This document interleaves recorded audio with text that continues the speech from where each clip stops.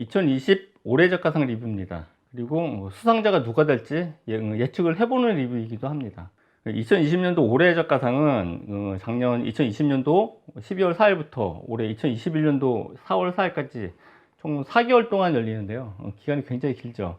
기간은 길지만 코로나 사태 때문에 작년 12월 8일에 서울시에서 국립문화예술시설을 무기한 휴관을 했어요. 그래서 한 40일 동안 휴관을 하다가 올해 1월 19일 날 예약제로 관람을 재개했습니다. 저는 1월 20일 날 가서 전시를 갔는데 전시장에 사람이 진짜 많더라고요. 2020 올해작가상 후보 4명은 김민혜, 이슬기, 정윤석, 정희승 이렇게 4명이고요. 수상자 발표가 아직 안 났죠. 이럴 경우는 수상자가 누굴지 예측을 하면서 보는 재미가 있죠.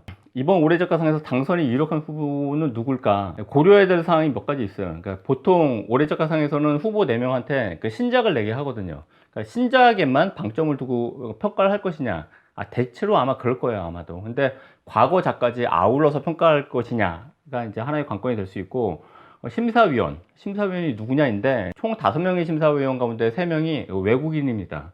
그래서 우리나라 미술계의 사정 혹은 이런 문맥을 잘 모르는 사람들이 파악할 수 없는 작업이라면 좀 불리할 수 있어요. 또 반면에 그러니까 한국적 상황 혹은 동양적인 상황을 보여준 작업은 서구 심사위원회 입장에서 봤을 때는 좀 호기심을 끌 수가 있거든요. 그런 점이 심사에 영향을 줄 것 같아요. 2020 올해작가상 전시 동선은 예전하고 조금 달라요. 예전에는 전시장 1층부터 2층까지 연결돼서 전시를 볼 수 있었는데 지금 바로 1층 전시실에 소장품전이 열리고 있죠. 그래서 올해작가상은 전부 다 지하층에서 전시를 하고 있어요. 그래서 그러니까 원래 동선은 아마도 김민혜, 이슬기, 정희승, 정윤석 순이었던 것 같아요. 근데 만약에 소장품전을 보지 않고 내려갈 경우는 에스컬레이터 타고 쫙 내려가서 처음 만나는 전시 공간이 정희승 전시장입니다. 그래서 정희승 그리고 정윤석 전시를 본 다음에 좀 한참 돌아와서 이슬기, 김민혜 순으로 보통 보게 되더라고요. 저는 그렇게 봤는데 다른 분들도 아마 그렇게 보지 않으셨을까 이렇게 생각을 하고요. 정희승부터 제가 좀 볼게요. 정희승은 사진가로 분류되지만 2014년도 제가 PKM 정희승 개인전을 보고 나서 남긴 메모 가운데 일부를 요약하면 이렇습니다.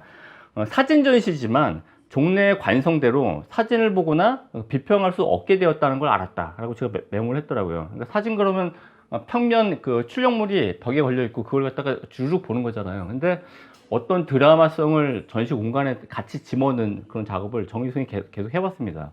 그래서 이번 신작에서는 무수한 정물 사진 그리고 무수한 초상 사진이 있어요.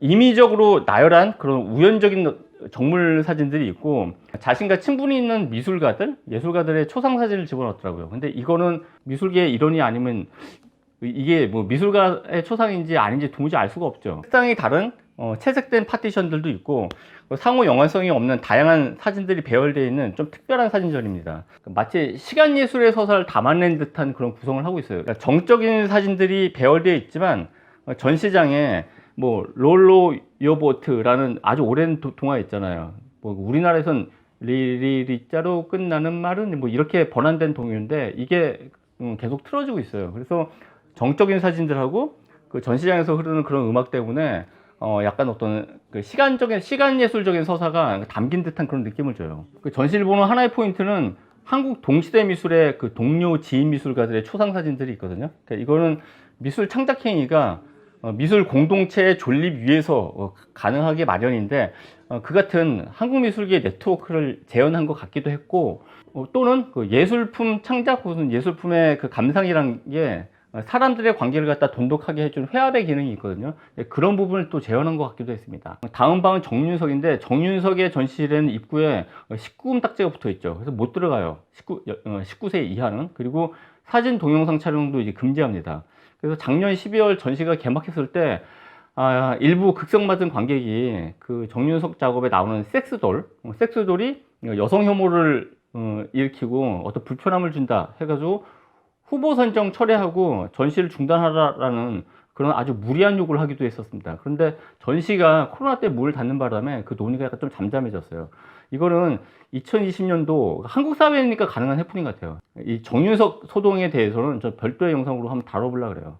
정윤석의 바로 이 작업, 섹스돌이 등장하는 작업은 이미 한번 발표가 된 적이 있었었죠. 그러니까 제가 처음 봤던 건 2018년도 연초에 일밀미술관에서 열렸던 그 이마픽스라는 그 3명을 뽑아서 하는 전시가 그룹전이 있었는데 정윤석이 이 가운데 뽑혔습니다. 그래서 그 정윤석이 낸 그 전시 이름은 눈썹이었어요. 그래서 마네킹하고 그리고 섹스돌 이 두 가지 가짜 인간은 이번 전시에도 등장을 하잖아요. 이 두 가지 그 인간을 대체하는 어떤 인형들이 만들어진 이 공장, 기계적인 공정으로 생산되는 이런 섹스돌이나 마네킹의 모습이 2018년도에 한번 다뤄진 바가 있었거든요. 남성용 섹스돌, 여자 모양이죠. 혹은 여성 마네킹의 알몸이 상영 내내 스크린을 꽉 채우고 있습니다. 남성용 섹스돌을 이렇게 제작하고 손질하는 공정에 여직원들이 아주 무심하게 가담을 하거든요. 그게 성욕이 갖고 있는 고유의 어떤 뜨거움하고 이게 충돌하는 그런 느낌을 줘요. 근데 저는 정윤석의 작업을 가장 먼저 본 게 영화였습니다. 정윤석은 미술원에서 순수 미술을 전공했고, 같은 학교 영상원에서 다큐멘터리를 전공했죠. 그 다음에 그러니까 영화로 주목을 받은 작가죠. 제가 맨 처음에 본 작업은 2017년도 7월 달에 넌픽션 다이어리라고 우리나라 90년대 상황을 다큐멘터리로 제작한 영화였었어요. 영화 자체는 2013년도에 만들어졌는데 국내 공식 개봉해가 2014년도였습니다. 이 영화는 2014년도 베를린 국제영화제에서 넷팩상을 받았고 2013년도 이 영화 처음 발표됐던 때죠. 그때 부산영화제에서 비프 메세나상을 받기도 했습니다. 당시 넌픽션 다이어리를 본 다음에 제가 느꼈던 메모를 적어놓은 걸 읽어보면 이 영화는 특히 서구 영화 관계자들에게 호소하는 부분이 많은 영화일 것 같다라고 제가 적었네요.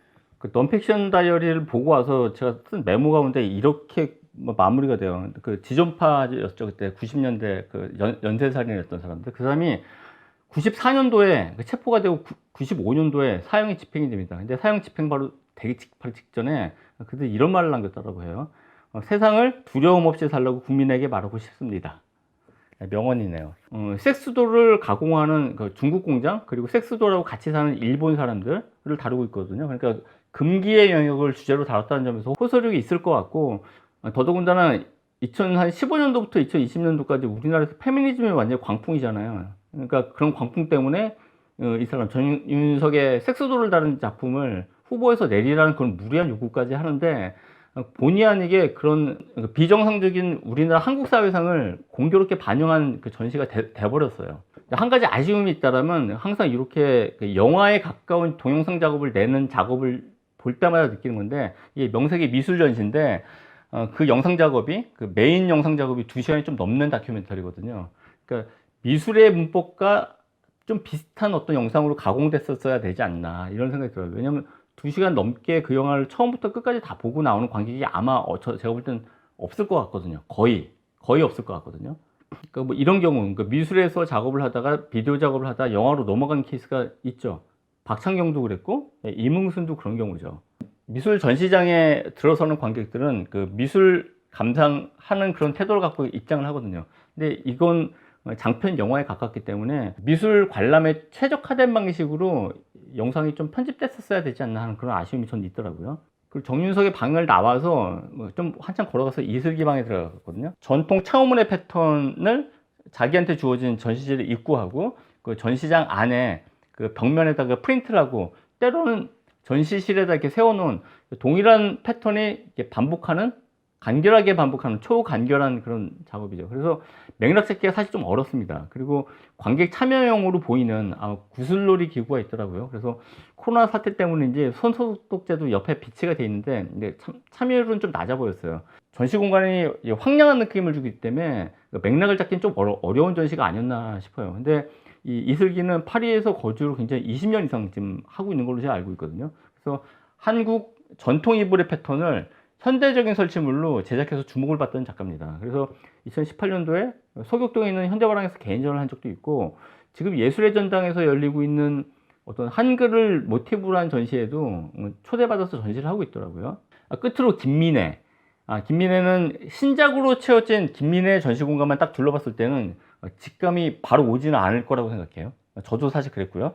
아마도 이 김민혜 신작에 대한 설명문을 보게 되면 감이 조금 올 텐데, 설명문을 본 다음에 작품의 맥락이 파악되게 작업이 만들어지게 되면 이거는 심사 때 유리하진 않다라는 얘기를 송은미술대상전 리뷰에서 제가 한번 다룬 적이 있었어요. 김민혜 작업이 약간 그런 느낌을 줬고, 그 김민혜 작업은 이전에는 제가 2019년도 이분이 난제창작 스튜디오 입주자가였었습니다. 그래서 2019년도 오픈 스튜디오 때 가서 봤는데, 그때는 그 전에 만들어졌던 그 자기 작업의 전시 공간을 보여주는 영상을 틀고 있더라고요.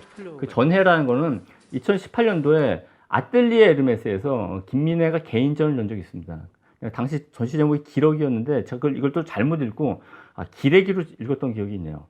근데 김민혜의 독창성은 난지창작 스튜디오 전시나 지금 이번 전시보다 좀 더 독창성을 좀 이해하려면 조금 더 뒤로 가야 됩니다. 2014년도 아트 스펙트럼 전시에서 김민혜 작가가 초대가 됐습니다. 그때 이분이 설치했던 설치물이 전시장의 공간 일부를 차용한 장소 특정적인 설치물이에요. 리움이라는 전시 공간이 갖고 있는 에스컬레이터와 건물 사이에 어떤 거대한 유리창, 이거를 자기 작업으로 다시 한번 반복한 작업이었었어요. 그래서 전시장 벽 위에 새 벽을 덧붙이는 작업을 가설해서 새 작가라는 작업을 내기도 했고, 그러니까 김민혜 작업의 특성성은 이미 고정된 어떤 건축 공간, 그러니까 어떻게 움직일 수 없어요. 이 공간에 일시적으로 딱 개입하는 그런 작업을 이제까지 해왔거든요. 그래서 이런 지나간 맥락의 연장선으로 봐야 될 텐데, 김민혜의 전작의 전례, 이런 맥락을 잘 모르고 이번 신작을 감상하거나 평가하기는 아마 어려울 거라고 좀 생각이 들어요. 올해 작가상이 4명의 후보를 내놓고 그 가운데 1명을 선발하는 이런 선발 방식을 2012년도부터 했거든요. 그전에는 1명만 그냥 뽑았었어요. 근데 2012년도부터 2019년도까지 총 8회 동안 제가 그 수상자를 맞춘 적이 딱 2건밖에 없었습니다. 그러니까 25%의 적중률이죠. 그렇다고 이게 주눅들진 않아요. 왜냐면 이런 큰 미술상에 수상자를 맞히는 건 굉장히 어려워요. 왜냐면 수상자를 이렇게 적중시키는 적중률이 어떤 안목의 높음을 입증하는 것도 아닐 뿐만 아니라, 이 말은 뒤집어 말해서 그러니까 수상자가 나머지 후보자 3명보다 훨씬 더 우월했다는 것을 말해주지도 않거든요. 아무튼 이런 미술상 전시의 재미가 수상자를 맞추는 거니까 좀 생각을 해봅시다. 신작을 중심으로만 만약에 판단했을 때는 앞서 말씀드린 것처럼 김민혜 같은 경우는 종래 작업의 맥락을 파악하지 못한 심사위원이 봤을 때는 이번에 신작에 대한 맥락을 파악하기 좀 어려울 것이다 라는 생각이 좀 들고요. 그 점은 이슬기도 마찬가지일 거라고 생각해요. 그러니까 전시공간 전체가 황량한 인상을 다른 3명의 작가들에 비해서 좀 더 상대적으로 더 많이 주거든요. 그런 점이 좀 불리할 거라는 생각이 들었고, 한편 정의승 같은 경우는 관람의 피로도도 좀 낮고, 그리고 한국미술 공동체에 대한 어떤 친숙한 코드, 그러니까 우리가 다 알 법한 그 한국 미술계의 작가들이 이게 등장을 해요. 이게 주는 그 친숙한 코드가 있거든요. 그리고 사진이 일반적으로 재현되는 방식을 넘어서는 새로운 재현 방식, 배경음악이 흐르고 어떤 아기자기한 구성을 하고, 이런 부분만 봤을 때는 저는 정의승이 가장 유력한 수상자 후보가 아닐까라고 생각을 했고요. 반면에 하지만 해외 심사위원이 5분의 3이잖아요. 그러니까 그 점을 감안했을 때는 정의승이 사진 피사체에서 담아낸 그 인물들이 우리나라 미술 공동체의 일원임을, 그리고 그들이 이 정의상하고의 어떤 관계임을 알 수가 없지 않습니까? 이런 점은 반영이 안 될 것 같다는 생각이 들더라고요. 반면에 정윤석 같은 경우 중국의 섹스돌 공장, 일본의 섹스돌 사용자의 문화, 이런 문화가 서구 관찰자 입장에서 봤을 때는 굉장히 관찰하기 어려운 문화적 면모일 거란 말이에요. 이런 부분이 호감을 줄 거라는 생각이 들었고, 더구나 섹스돌을 내세워서 다루는 성욕이라는 주제, 이 주제는 동서고금을 통틀어서 호소력이 굉장히 강한 주제지 않습니까? 서양인의 견지에서 봤을 때 동양의 어떤 특이한 스테디셀러 주제를 다룬다. 이게 호소력을 발휘하지 않을까, 이런 생각도 하면서 봤어요. 끝으로 이게 과연 이렇게 심사에 반영될지 모르겠지만, 작년 12월에 정윤석 후보자 처리를 하라는 그런 항의까지 있었잖아요. 그런 것도 오히려 플러스로 반영되지 않을까, 이런 생각도 잠깐 해봤습니다. 2020년도 올해 작가상은 올해 4월 4일까지이기 때문에 아직 기간이 많이 남아있지만, 코로나 사태로 또 언제 전시장이 또 휴관 들어갈지 모릅니다. 그러니까 예약 신청해서 가서 보시고 자신만의 수상자를 점 찍으면서 전시를 관람하십시오.